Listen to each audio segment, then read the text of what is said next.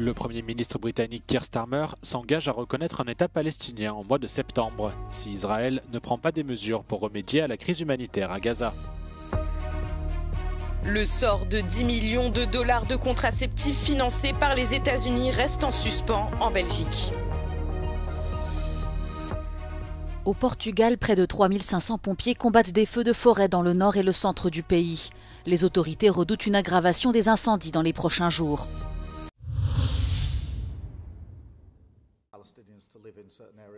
Le Royaume-Uni reconnaîtra un État palestinien en septembre, à moins qu'Israël ne remédie à la crise humanitaire dans la bande de Gaza. Le Premier ministre britannique Keir Starmer a fait cette annonce mardi lors d'une réunion ministérielle d'urgence, alors que des dizaines de Palestiniens seraient morts de famine ces derniers jours. This is the moment to act. So today, as part of this process towards peace, I can confirm the UK will recognise the State of Palestine by the United Nations General Assembly in September, unless the Israeli government takes substantive steps to end the appalling situation in Gaza. Keir Starmer exhorte Israël à autoriser les livraisons d'aide de l'ONU et à prendre des mesures en faveur d'une paix à long terme, tout en fournissant une affirmation claire qu'il n'y aura pas d'annexion en Cisjordanie. Le Premier ministre britannique exige par ailleurs que le Hamas libère tous les otages restants, signe un cessez-le-feu, rende les armes et ne joue aucun rôle dans le gouvernement futur de Gaza. La France a immédiatement salué cette annonce, qui intervient quelques jours après qu'Emmanuel Macron s'est également engagé à reconnaître un État palestinien en septembre. Le ministre des Affaires étrangères Jean-Noël Barrot se félicite ainsi que le Royaume-Uni se joigne à la dynamique créée par la France. Quelques heures avant l'annonce de Keir Starmer, l'organisme de référence de la sécurité alimentaire a mis en garde contre un scénario catastrophique de famine à Gaza, alors que les livraisons d'aide par Israël sont jugées largement insuffisantes par les Palestiniens et par les Nations Unies. Un scénario catastrophe de famine est en train de s'installer à Gaza. C'est la mise en garde de la principale autorité mondiale en matière de crise alimentaire, qui prédit une mort généralisée si des mesures ne sont pas prises immédiatement. L'IPC est un outil reconnu par les Nations Unies qui analyse la sécurité alimentaire dans une région donnée. Selon cet organisme de référence, des preuves de plus en plus nombreuses montrent que la famine, la malnutrition et les maladies généralisées entraînent une augmentation des décès liés à la faim à Gaza. Sous la pression internationale croissante, Israël a annoncé ce week-end des largages aériens et des pauses humanitaires quotidiennes dans certaines parties de Gaza. Mais l'ONU et les Palestiniens sur le terrain affirment que cela est largement insuffisant. Dans le même temps, le ministre israélien des Affaires étrangères Gideon Sa'ar a qualifié de mensonges les allégations de famine à Gaza et dénoncé ce qu'il qualifie de campagne déformée de pression internationale. Le Premier ministre Benjamin Netanyahou est allé jusqu'à affirmer que personne ne meurt de faim à Gaza. Fait rare, le président américain Donald Trump, fervent défenseur d'Israël, a contredit la position de l'État hébreu, en reconnaissant qu'il y avait une véritable famine à Gaza.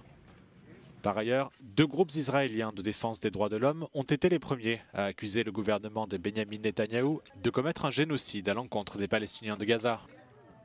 Les deux groupes accusent en effet Israël de mener, je cite, une action coordonnée et délibérée pour détruire la société palestinienne dans la bande de Gaza.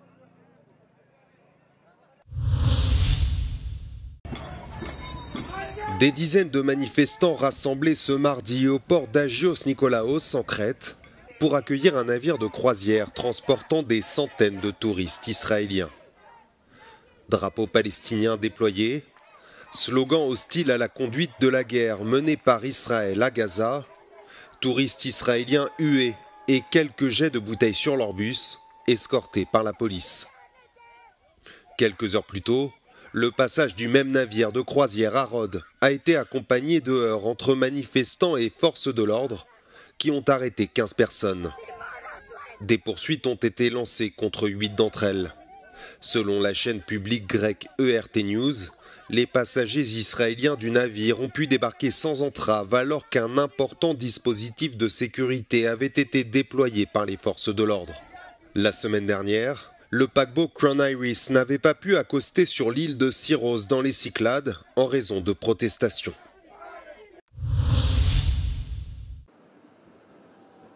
Un jeune Colombien a été inculpé pour terrorisme par les autorités polonaises pour son rôle dans 2 incendies criminels qu'il aurait perpétrés pour le compte de la Russie. Selon les services de renseignement polonais, l'homme de 27 ans a mis le feu à 2 entrepôts de matériaux de construction en mai 2024, sur ordre direct de Moscou. Le Premier ministre polonais Donald Tusk dénonce une campagne russe de guerre hybride. Nie mamy dzisiaj wątpliwości, że ta aktywność rosyjska, ona także dotyczy pewnych zorganizowanych środowisk politycznych i że destabilizacja sytuacji na granicach, próba paraliżowania pracy naszych służb, bardzo blisko są tych drastycznych akcji dywersyjnych, takich jak próby podpaleń czy pobić.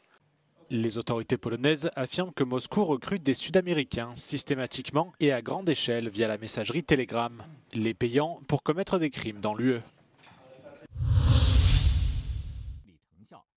Le gouvernement chinois vient d'annoncer la mise en place d'une allocation familiale annuelle inédite de 420 € par enfant de moins de 3 ans pour relancer la natalité face à l'actuelle crise démographique. Celle-ci doit être versée de façon rétroactive à partir de cette année.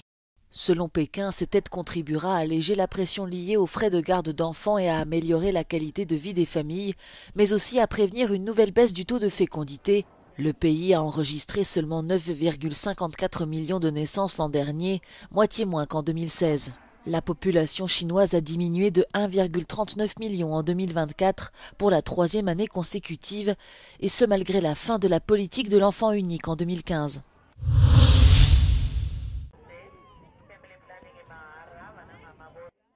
Les États-Unis envisagent de détruire un stock de contraceptifs d'une valeur d'environ 10 millions de dollars destinés à des pays en voie de développement. Le ministère des Affaires étrangères a confirmé cette décision résultant du gel de toute aide étrangère décidée par le président Donald Trump en début d'année. We are currently in the Belgian city of Hill, located in the province of Antwerp. Behind me is the warehouse that has been storing US-funded contraceptives for the past months. The warehouse is not accessible at the moment, but according to a US document from April, these supplies include over 50,000 intrauterine devices, almost 2 million doses of injectable contraceptives, and over 2 million packets of oral birth control. Les législateurs américains tentent d'empêcher l'incinération de ces stocks, mais ils risquent de ne pas adopter à temps les projets de loi nécessaires. Les ONG, l'ONU et le gouvernement belge tentent également d'explorer toutes les options possibles pour sauver les stocks, mais n'y sont pas parvenus jusqu'à présent. Aujourd'hui, ce que ça signifie, la destruction de ces contraceptifs, c'est la mise en danger de femmes partout dans le monde, et notamment en Afrique, puisqu'ils étaient destinés dans des pays pauvres en Afrique. Et c'est aussi la mise en danger, parce qu'on parle d'implants, on parle de préservatifs, et des préservatifs, c'est ce qui protège aussi des infections sexuellement transmissibles, c'est ce qui protège du VIH. Le Parti écologiste français a également envoyé une lettre à Emmanuel Macron et à la Commission européenne leur demandant d'exhorter les États-Unis à suspendre la destruction des stocks et à jouer un rôle de médiateur diplomatique aux côtés des ONG afin de garantir que ces produits parviennent à leurs destinataires. The Commission has told us that they have taken note of the concerns raised and that the EU remains strongly committed to promoting sexual and reproductive health and rights. The EU executive will also continue to monitor the situation closely to find the most effective solutions. Paula Soler, Euronews, Brussels. Les feux de forêt gagnent du terrain au Portugal. Plus de 3500 secouristes et pompiers sont mobilisés dans le nord et le centre du pays pour tenter de contenir plusieurs incendies attisés par des températures élevées et des vents soutenus. Particulièrement touché, le village de Vila Vicosa a dû être confiné. A aldeia está confinada, os meios estão a fazer a proteção das habitações, mas sem preocupações ainda para as habitações. Mas efetivamente houve a necessidade de fazer o confinamento para salvaguardar as habitações. Cet incendie inquiète aussi les passerelles de Paiva qui ont été fermées. De nombreux efforts ont été déployés sur place pour stopper la progression des flammes. Os colegas que trabalham nos passadiços estão no outro lado, junto ao vale, a tentar que evite também prolongar-se para o outro lado. Ponte da Barça, Penamacor et Nissa inquiètent aussi les autorités et ont été placés en alerte rouge. D'après les données de l'Institut des forêts, plus de 22 000 hectares sont déjà partis en fumée depuis le début de l'année au Portugal.